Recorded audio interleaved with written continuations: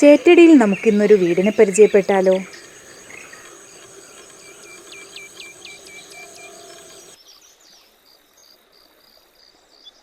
നാളികേരത്തിൻ്റെ നാട്ടിലെ നാഴിയിടങ്ങഴി മണ്ണിൽ നാലുകാലോലപ്പുരയിലാണ് വീടിനെക്കുറിച്ചുള്ള പഴയ തലമുറയുടെ സങ്കല്പം. കാലം മാറി.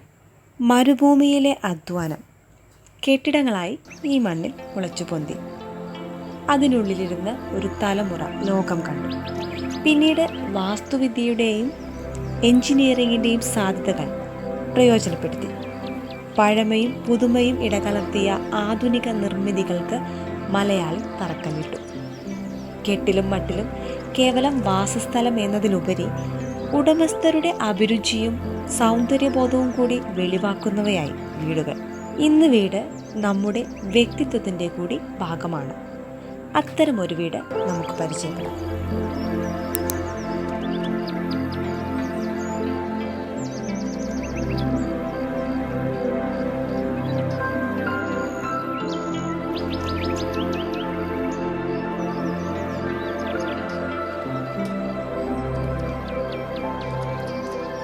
ഈ വീട് തൃശ്ശൂരിലെ രാജേഷ് ഹാപ്പി കുടുംബത്തിൻ്റേതാണ്. ഒല്ലൂരിലെ വലിയ പാടം ചേറ്റുവ കനാലിന് തീരത്തായാണ് ഈ വീട് സ്ഥിതി ചെയ്യുന്നത്.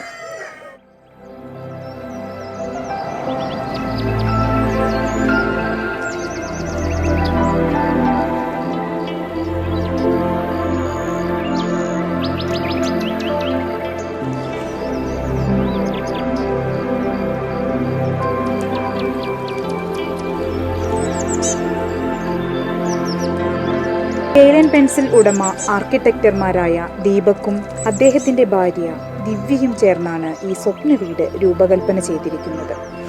ഭൂമിയുടെ കിടപ്പനുസരിച്ച് ഈ വീടിനെ സ്വപ്നതുല്യമാക്കാൻ എഞ്ചിനീയർ ദാസനും അവർക്കൊപ്പമുണ്ടായിരുന്നു.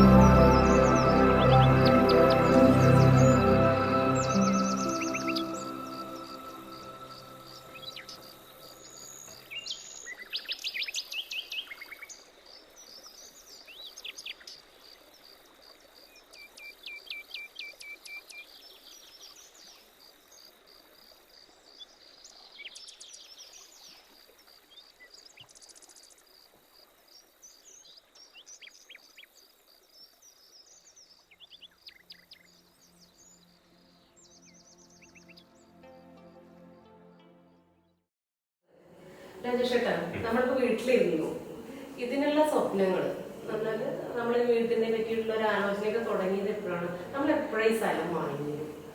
സ്ഥലം വാങ്ങിയത് 2009-ലാണ്. 2009-2010 മേടിച്ചത്. വീടുണ്ടാക്കണം എന്നുള്ള ഉദ്ദേശം തന്നെയാണ് സത്യത്തിൽ സ്ഥലം മേടിച്ചത്. അപ്പൊ അന്ന് എന്റെ വലിയൊരു ഇഷ്ടമുള്ളൊരു കാര്യം എന്ന് പറഞ്ഞു കഴിഞ്ഞാൽ ഒരു വാട്ടർ ഫ്രണ്ട് ആയിട്ടുള്ള ഇത് എന്നല്ലേ. അപ്പൊ അങ്ങനെ വന്നപ്പോഴാണ് എന്താ കോൺഫറൻസ് പറഞ്ഞിട്ടാണ് ഇത് മേടിക്കുന്നത്. ഈ ലാൻഡ് മേടിക്കുന്നത്. അന്ന് 12 സെന്റ് ആയിരുന്നു. അന്ന് അതൊരു റെഗുലർ ഷേപ്പ് ആയിരുന്നു സത്യം പറഞ്ഞാൽ. പിന്നെ അതിനോട് ചേർന്ന് വീണ്ടും ഒരു ചെറിയൊരു 6 സെന്റും കൂടി കിട്ടിയിട്ട് അതും കൂടി മേടിച്ചു. അങ്ങനെ 18 സെന്റ് സ്ഥലം. അപ്പോ വളരെ റെഗുലർ അല്ലാത്തൊരു ഷേപ്പായിരുന്നു. വീടുണ്ടാക്കണം എന്നുള്ളത് അന്നേ ചിന്തിച്ചിട്ടുണ്ടായിരുന്നു. പക്ഷെ അത് നമ്മൾ ഇന്ന് ഇവിടെ നാട്ടിൽ വന്ന് സെറ്റിൽ ആവുന്നു, അന്ന് മതി വീടുണ്ടാക്കുക എന്നുള്ളൊരു ഞങ്ങളെല്ലാവരും അവിടെ തന്നെയായിരുന്നു. അപ്പൊ നമ്മളിത് തുടങ്ങുമ്പോഴേ ആലോചിക്കുമ്പോ തന്നെ നമുക്ക് രാജേഷനുസരിച്ച് എഞ്ചിനീയേഴ്സ് ആണ് നമുക്ക് അറിയാം. പക്ഷെ നിങ്ങൾക്ക് കൂടിയാൻ പറ്റില്ല എന്ന് തോന്നിയിരുന്നു. നിങ്ങൾക്ക് ഒരു വീട് വെക്കാൻ കൂട്ടിയാൻ പറ്റില്ല. അതങ്ങനെയല്ല. നമ്മളിപ്പോ പല വീടുകളും ഉണ്ടാക്കിയിട്ട് പല വീടിനും പ്ലാൻ വരച്ചിട്ടും അങ്ങനത്തെ ആദ്യത്തെ ഇതിലൊക്കെ ഉണ്ടായിരുന്നു. പക്ഷെ ഞാൻ കൂടുതലും എക്സ്പീരിയൻസ് ആയിട്ടുള്ളത് എക്സിക്യൂഷൻ പാടായിരുന്നു.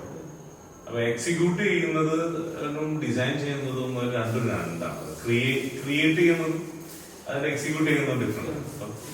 അത് ക്രിയേറ്റ് ചെയ്യാന്നുള്ളത് എനിക്ക് പറ്റുന്നൊരു കാര്യമില്ല. അങ്ങനെ വന്നപ്പോഴാണ് എന്തായാലും നല്ലൊരു ആർക്കിടെക്ടിനെ വേണം. ഇതിനനുസരിച്ച് ഞാൻ പറഞ്ഞല്ലോ, ഈ പ്ലോട്ട് ഒരു റെഗുലർ പ്ലോട്ടാണ്. ആ പ്ലോട്ടിലേക്ക് നമ്മുടെ കോൺസെപ്റ്റിനെ കൺസീവ് ചെയ്യണമെന്നുണ്ടെങ്കിൽ ഒരു ആ രീതി ചിന്തിക്കുന്ന ഒരു ആർക്കിടെക്ട് എങ്ങനെ ഉപയോഗിക്കാന്നല്ല. പിന്നെ പല തട്ടായിരുന്നു, 3 തട്ടിൽ കിടന്ന ഒരു സ്ഥലം. അപ്പൊ അത് ഒരു ആർക്കിടെക്ടിന്റെ ആവശ്യകത ഉണ്ടെന്ന് തോന്നുന്നു. മിടുക്കനായിട്ടുള്ള ആർക്കിടെക്ട്. അങ്ങനെയാണ് എനിക്ക് എന്റെ വൈഫിന്റെ ഹാപ്പിയുടെ അനിയത്തിയുടെ ഹസ്ബൻഡ് അനിയത്തി മുഖേന ദീപക് ഉണ്ട്. അപ്പൊ അവർ രണ്ടുപേരും ദിവ്യയും ഇവരും ഒരുമിച്ച് വർക്ക് ചെയ്തതാണ്. അങ്ങനെ ഞാൻ ദീപക്കിനെ കോണ്ടാക്ട് ചെയ്യുന്നു. ദീപക് ഇവിടെ വന്ന് ബിസിനസ് സ്റ്റാർട്ട് ചെയ്യുന്നു.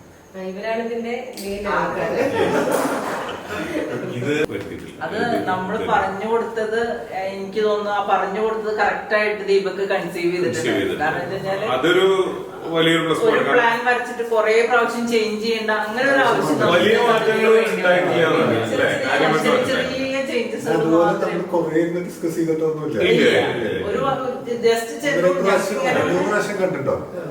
അത്രേ ഉള്ളൂ. പിന്നെ കുറച്ച് മാറ്റങ്ങൾ ഇമെയിൽ ത്രൂ കമ്മ്യൂണിക്കേറ്റ് ചെയ്തിട്ട് മറ്റൊരു അത് പറഞ്ഞ ബേസിക് ഇതിൽ കാര്യമായി മാറ്റം പറ്റിയിട്ടില്ല. ചില കോറിഡോറിന്റെ വിടുത്ത് അങ്ങനെ ചെറിയ ചെറിയ കാര്യങ്ങളിൽ മാത്രമേ ഇത് വന്നിട്ടുള്ളൂ. ഈ നിങ്ങൾക്ക് ഈ ഭൂമി ഇങ്ങനെ കിടക്കുന്ന സമയത്ത് അൺഷേപ്പ് എന്നൊക്കെ പറയാം അല്ലേ? അങ്ങനെ കിടക്കുന്ന സമയത്ത് നിങ്ങൾക്ക് എന്തെങ്കിലും അതിന്റെ ടാസ്ക് ആയിരുന്നു ശരിക്കും വലിയ ടാസ്ക്? പല തട്ടിലാണ് കിടക്കുന്നത്. അപ്പൊ എന്താ വെച്ചാൽ ഇത്രയും ഏരിയ നമുക്ക് ഒരേ ലെവലിലാക്കാന്ന് പറഞ്ഞാൽ അത്ര എളുപ്പമുള്ളതല്ല. അത്രയും മണ്ണൊന്നും ഫില്ല് ചെയ്യാൻ പറ്റില്ല. അപ്പൊ ഈ ഭൂമിയുടെ ഒരു സ്വഭാവം ഉണ്ടല്ലോ, അതിനെ എഫക്ട് ചെയ്യാത്ത രീതിയിൽ ഡിസൈൻ ചെയ്യണം. അതിനാണ് ഒരു ആഗ്രഹം. അതാണ് താമസിക്കുന്ന ആൾക്കാർ പറഞ്ഞാലാണ് നമുക്ക് ഇന്നതിന്റെ ഒരു കറക്റ്റ് ഒരു പിക്ചർ കിട്ടും. അതേപോലെ അധികം ഡിസ്കഷൻ ഒന്നും വേണ്ട. ആദ്യത്തെ 1-2 പ്രാവശ്യം കൊണ്ട് ഇതായി അത്. അപ്പൊ അങ്ങനെ തന്നെയാണ് പിന്നെ അത് ഡിസൈൻ ചെയ്തിട്ടുള്ളത്. പിന്നെ ഈ ബാക്കിൽ കാണുന്ന പാടം നമുക്ക് ഫുൾ വ്യൂ കിട്ടുന്ന രീതിയിലാണ് ബാക്കിലത്തെ ലൈബ്രറി ഒക്കെ ഡിസൈൻ ചെയ്തിട്ടുള്ളത്. അപ്പൊ സംഭവത്തിൽ ചെയ്യാന്ന് പറഞ്ഞ വലിയ കാര്യം തന്നെയാണ്. ഫുൾ ഓപ്പൺ ആവണം എന്നുള്ളൊരു കോൺസെപ്റ്റ് ഒക്കെ ഇൻക്ലൂഡ് ചെയ്യാൻ പറ്റി. പിന്നെ ഈ പറഞ്ഞ പോലെ ആ ഫുൾ കൺസീവ് ചെയ്യാൻ പറ്റിയുണ്ട്. പ്ലാൻ ശരിക്കും ഇവർക്കും ഭയങ്കര ഇഷ്ടമായി. ഭയങ്കര ആദ്യം പ്ലാനിന്റെ ഇത് കാണുമ്പോ പലർക്കും തോന്നിയിരുന്നു ഒരുപാട് വലിയ ഏരിയയും നിൽക്കും എന്തിനൊക്കെ കോറിഡോറിലും. പക്ഷെ അതൊക്കെ ഇപ്പോ എല്ലാം കഴിഞ്ഞു വന്ന് കണ്ടപ്പോ ഐഡിയ മാറി എല്ലാവരുടെയും. അതായത് ആദ്യ ആൾക്കാർ പറഞ്ഞത് കുറെ കോറിഡോർ കൊടുത്ത് കുറെ സ്ഥലം വേസ്റ്റ് ആക്കി അങ്ങനെയുള്ള ഒരു കൺസെപ്റ്റില് കുറെ പേര് പറഞ്ഞത്. പക്ഷെ അത് ഫൈനൽ ഇത് കഴിഞ്ഞ് വന്നു കഴിഞ്ഞപ്പോ എല്ലാവർക്കും ഭയങ്കര അത് ഭയങ്കര രസമായിട്ടുണ്ട് എന്നുള്ള, എവിടെയും കാണാത്തൊരു പുതിയ ഇത് എന്നൊക്കെ ഉള്ള പോലെ ഉള്ളിൽ വന്ന വേറൊരു മൂടാണ്. പിന്നെ എലിവേഷന് വലിയ പ്രാധാന്യം കൊടുക്കാതെ, എലിവേഷന് പ്രാധാന്യം സത്യം പറഞ്ഞാൽ കൊടുത്തിട്ടില്ല. ഒരു പ്രാധാന്യം കൊടുത്തിട്ടില്ല. ജസ്റ്റ് ഏതെങ്കിലും പെയിന്റ് കൊടുത്ത് അങ്ങനെ ഒരു ടൈപ്പ് ഓഫ് വീട് എന്തായാലും ഇന്റീരിയറിൽ നമ്മുടെ സൗകര്യങ്ങളെ ഉപയോഗപ്രദമാക്കാന്നല്ലാതെ ഇന്റീരിയറും കുറെ ഫോൾ സീലിംഗ് ചെയ്ത് അങ്ങനെ കുറെ ഇത് ചെലവാക്കാന്നുള്ളൊരു ഉദ്ദേശം ഉണ്ടായിരുന്നില്ല. ആ രീതിയിൽ തന്നെയാണ് ചെയ്തത്. പിന്നെ അതിന്റെ മുഴുവൻ ഇത് കഴിഞ്ഞപ്പോ പിന്നെ എനിക്ക് ഇത് വർക്ക് കൊണ്ടു നടക്കണ്ടേ. അപ്പൊ അത് നമ്മുടെ എന്റെ സുഹൃത്തും ക്ലാസ്മേറ്റും ഒക്കെ ദാസിന് കോൺട്രാക്ടറാണ്. ദാസാണ് പിന്നെ ബാക്കിയുള്ള നീ ദാസിനോടൊന്ന് ചെയ്യുന്നത് എന്താണ് അവനെങ്ങനെയാണ്? കാരണം ദാസൻ ഒരു വാസ്തു കൺസൾട്ടന്റും കൂടിയാണ്, ഒരു പ്രൊഫഷണൽ വാസ്തു കൺസൾട്ടന്റ് ആണ് ദാസൻ. പ്രൊഫഷണലി ഇത് പഠിച്ച് കൺസൾട്ടന്റ്. അപ്പൊ ഇവിടെ നമ്മള് വാസ്തുവിന്റെ ഒരു ഇതും ചെയ്തിട്ടില്ല, വാസ്തുവിന്റെ ഒരു കാര്യങ്ങളും നോക്കിയിട്ടില്ലേ. രണ്ടുപേരും നല്ല ഐഡിയുള്ളതുകൊണ്ട് കേരളത്തിന്റെ അവസ്ഥയൊക്കെ നോക്കുമ്പോഴേ നമ്മള് വാസ്തുല്ലാതെ ഒരു വീട് എന്നൊക്കെ പറയുമ്പോൾ നമുക്ക് ചിലപ്പോൾ വിചാരിക്കാൻ പറ്റാത്ത ആൾക്കാരാണ് നമുക്ക് ചുറ്റുമുള്ള ആൾക്കാർ മൊത്തം. അങ്ങനെയുണ്ട്. അപ്പൊ അത് വെച്ച് നോക്കുമ്പോ ദാസേട്ടൻ എങ്ങനെയുണ്ട് ഈ വീട്? ഈ വീട് എന്ന് പറഞ്ഞു കഴിഞ്ഞാൽ അതങ്ങനെ ഓരോരുത്തരുടെ വിശ്വാസമാണ്. ഇപ്പൊ നമുക്ക് വാസ്തു കൂടിയ തീരുന്നുള്ള വിശ്വാസം ഉണ്ടെങ്കിൽ അത് മാത്രം ചെയ്യായിരിക്കും ബെറ്റർ. അതല്ല അതിൽ തീരെ വിശ്വസിക്കുന്നില്ലെങ്കിൽ പിന്നെ അതിനെ കുറിച്ച് ചിന്തിക്കാതിരിക്കുന്നത്. പകുതിയായിട്ട് നോക്കാതിരിക്കാൻ. അതായത് ഒരു പകുതി വാസ്തു നോക്കിയിട്ട് പിന്നെ പകുതി ഇതാക്കി കഴിഞ്ഞാൽ പിന്നെ കുറച്ച് കഴിയുമ്പോ ഇത് അങ്ങനെ ആയത് ഇതുകൊണ്ടാണോ ആ ഒരു ചിന്ത. ആത്മവിശ്വാസം കൂടുതൽ കിട്ടാൻ കൂടിയാണ് നോക്കുന്നത്. നിങ്ങളുടെ ഫസ്റ്റ് ഇതല്ലേ ഈ ഒരു സമ്പ്രദായത്തിലുള്ള വീട് അങ്ങനെ അങ്ങനെ പറയുമ്പോ ഒരു കുറവാണ് ശരിക്കും പറഞ്ഞ. ഇപ്പോഴും ഓപ്പൺ എന്ന് പറഞ്ഞ ആൾക്കാര് എല്ലാവർക്കും ഒരാഴ്ച റൂമുകളാണ്. അത് വിട്ടിട്ട് പറയുന്ന ആദ്യത്തെ ക്ലൈന്റും അല്ലെങ്കിൽ ആദ്യമായിട്ട് ചെയ്യുന്നത് ഇങ്ങനെ തന്നെയാണ്. പിന്നെ നമുക്കറിയാം കേരളത്തിലെ എല്ലാ വീടും അങ്ങനെ തന്നെയാണ്. ഇപ്പോഴാണ് കുറെ മാറ്റം വന്നിട്ടുള്ളത്. അപ്പൊ നമ്മൾ വരയ്ക്കുമ്പോ അറിയാലോ ഇങ്ങനെയാണ്. അതെനിക്ക് ആക്ച്വലി മുമ്പ് ഹെൽപ്പിലേക്ക് എത്തില്ല. നമ്മള് വരയ്ക്കുന്നത് വരച്ചോണ്ട് കാര്യമില്ല, അത് ഉണ്ടാക്കാൻ ഒരു ആള് വേണം. മനസ്സിലാവണം. മറ്റേന്ന് വെച്ചാൽ അത് ഉണ്ടാക്കുക എന്ന് പറഞ്ഞാലും അത് കറക്റ്റ് ആയിട്ട് ഉണ്ടാക്കുന്ന ഒരാൾ വേണം. അതിന് സപ്പോർട്ടിംഗ് ആയിട്ടുള്ള ഒരു ക്ലൈന്റും വേണം. എന്നാലാണ് നമ്മൾ വരച്ചത് ഉണ്ടാവുള്ളൂ. പല സ്ഥലത്ത് അത് നടക്കാറില്ല. വരച്ചത് ഒന്നായിരിക്കും ഫിനിഷ് ചെയ്യുന്നത് വേറെ ഒന്നായിരിക്കും. അപ്പൊ എന്താ വെച്ചാൽ അത് ആ പാർട്ട് ദാസൻ വളരെ ഭംഗിയായിട്ട് ചെയ്തിട്ടുണ്ട്. കൂടാണ്ട് അതിന്റെ സപ്പോർട്ട് ഇവരുണ്ടായിരുന്നു ഒരുപാടുണ്ടായിരുന്നു. ഇപ്പൊ സാധാരണ രീതിയിലൊരു ഇപ്പോഴത്തെ കാലത്ത് വീടുണ്ടാക്കുമ്പോ ഫോൾ സീലിങ്ങോ കുറെ സ്പോട്ട് ലൈറ്റ്സോ അതൊന്നും ഇല്ലാണ്ടുള്ള ഒരു വീട് നമുക്ക് കാണാൻ പറ്റില്ല. അപ്പൊ ഇങ്ങനെ ഉള്ളൊരു വീട്ടില് അത് നിർബന്ധമാണ്. ഞാൻ സീലിംഗ് തേച്ചിട്ട് പോലില്ല. കളേഴ്സ് നമ്മള് ബെഡ്റൂമിൽ കൊടുത്തിട്ടുണ്ട്. അത് ബെഡ്റൂമില് വൈറ്റ് വാളിന് വേണ്ടി കൊടുത്താൽ ഭയങ്കര ബ്രൈറ്റ്. അപ്പൊ അത്രയും ബ്രൈറ്റ്നെസ് ബെഡ്റൂമിന് വേണ്ട. ബെഡ്റൂമിന് നമ്മൾ ഉദ്ദേശിച്ചുള്ള പർപ്പസ് ഉറങ്ങാൻ ഇത് മാത്രം. അതുകൊണ്ട് തന്നെ കുളിക്കുക, ഡ്രസ്സ് തന്നെയുള്ള ഡ്രസ്സിംഗ് ടേബിൾ ഡ്രസ് ചെയ്യാനും പിന്നെ കിടന്നുറങ്ങാനുള്ളതല്ല. അവിടെ നിന്ന് പുസ്തകം വായിക്കാനോ കമ്പ്യൂട്ടറിൽ കളിക്കാനോ ഒന്നിനുള്ള സൗകര്യം ഒരു ബെഡ്റൂമിലില്ല. അതിന് നമ്മൾ ലൈബ്രറി റീഡിംഗ് റൂം എന്നുള്ള ഇതിട്ടുണ്ട്. അവിടെ മാത്രമാണ് കുട്ടികളുടെ പഠിപ്പും ഇതൊക്കെ. അവിടെ സാധാരണ അടുക്കളയുടെ ഏറ്റവും വലിയൊരു പ്രോബ്ലം, അടുക്കളയിൽ കയറിയ ഒരു ലേഡി ആയാലും ആണായാലും ആരായാലും അവരെ സംബന്ധിച്ച് ഇതായിരിക്കും. അവർക്കൊരു ബന്ധമില്ലേ പുറത്തേക്ക്. ഇത് നേരെ കുറിച്ച് അവിടെ നിൽക്കുമ്പോൾ തന്നെ അവർക്ക് കുട്ടികളുടെ പഠിപ്പിന്റെ ഇതിലോ ഇന്നിടുന്ന ഒരാളെ കംപ്ലീറ്റ് ഇവിടെ അവിടെ നിന്നിട്ട് നമുക്കിത് ഈ വീട് മൊത്തം മാനേജ് ചെയ്യാൻ സാധിക്കും. പിന്നെ ഇപ്പോഴത്തെ രീതിയിൽ വീടുണ്ടാക്കുന്നതിന്റെ ഒരു ബെനിഫിറ്റ് നമ്മൾ മാക്സിമം യൂട്ടിലൈസ് ചെയ്തിട്ടുണ്ട്. ഇപ്പൊ ഈ ലൈറ്റിന്റെ സ്വിച്ചസ് ഒക്കെ ഫുള്ളി ഓട്ടോമാറ്റഡ് ആണ്. പിന്നെ ഗേറ്റ്, ക്യാമറ, അതെല്ലാം ഒരുപക്ഷെ കുറച്ച് മുമ്പ് 10 കൊല്ലം മുമ്പാണ് ഞാൻ വീടുണ്ടാക്കിയിരുന്നെങ്കിൽ ഞാൻ കുറിച്ച് ചിന്തിക്കുകയില്ല.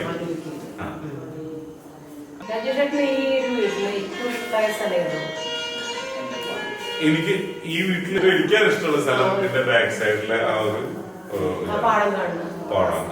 അതിന്റെ തൊട്ട് ഇപ്പുറത്ത് ബാർ കൗണ്ടർ ഉണ്ട്. അവിടെ നിന്ന് ഒരു തൊഴിച്ച് അപ്പുറത്ത് പോയിരുന്ന് ഇരിക്കാൻ സമാധാനമായിരുന്നു. ബാർ കൗണ്ടറിൽ ഞാൻ മലപ്പുറം സെറ്റ് ചെയ്യുന്നു. ഇഷ്ടമുള്ള ഏരിയ രാജേഷ് പറഞ്ഞു. എനിക്ക് സത്യത്തിൽ എല്ലാ ഏരിയയും ഇഷ്ടമാണ്. നമുക്ക് എപ്പോഴെങ്കിലും ഏറ്റവും ഏറ്റവും റിലാക്സ് ആക്ച്വലി പറയാന്ന് വെച്ചാല് എനിക്ക് ഡൈനിങ് ടേബിളിലെ ബെഞ്ചാ. കാരണം അവിടെ ഇരുന്ന് കഴിഞ്ഞാൽ ഒരുവിധം എല്ലായിടത്തേക്കും എത്തും, വ്യൂ എത്തും. പിന്നെ റിലാക്സ് ചെയ്തിരുന്ന് വർത്താനം പറഞ്ഞ് ആ ബെഞ്ചിൽ ഇരിക്കുമ്പോ ഒരു ഭയങ്കരമായ സുഖമുണ്ട്.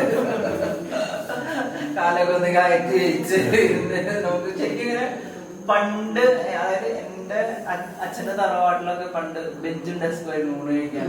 അപ്പൊ അതുകൊണ്ട് ഞാൻ ഊണ് മേശയ്ക്ക് ആ ബെഞ്ച് നിർബന്ധം പറഞ്ഞിട്ടുണ്ടായിരുന്നു ആ ഒരു ഇതില്.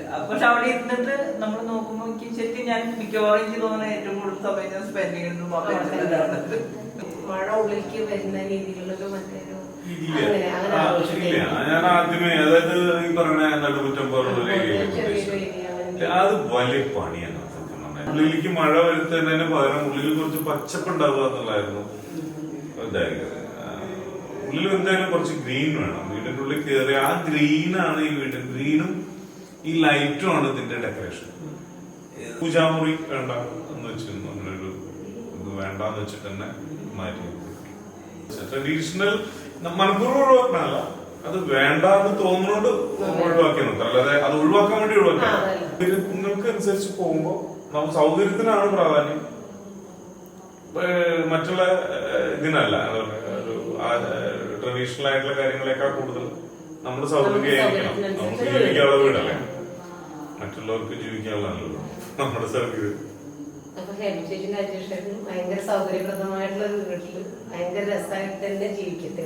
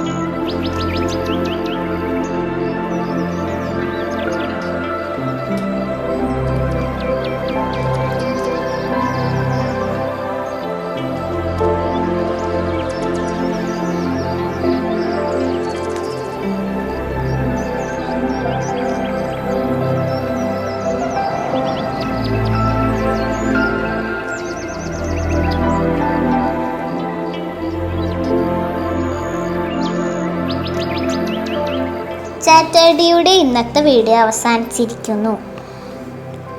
ഇന്നത്തെ വീഡിയോ ഇഷ്ടമായ ലൈക്കും ചെയ്യണം, ഇഷ്ടമായില്ലെങ്കിൽ ഡിസ്ലൈക്കും ചെയ്യണം. പിന്നെ നമ്മളുടെ ചാനൽ സബ്സ്ക്രൈബ് ചെയ്യാത്തവർ സബ്സ്ക്രൈബും ചെയ്യണം. പുതിയൊരു സബ്ജക്റ്റുമായി വീണ്ടും കാണാം. ബൈ.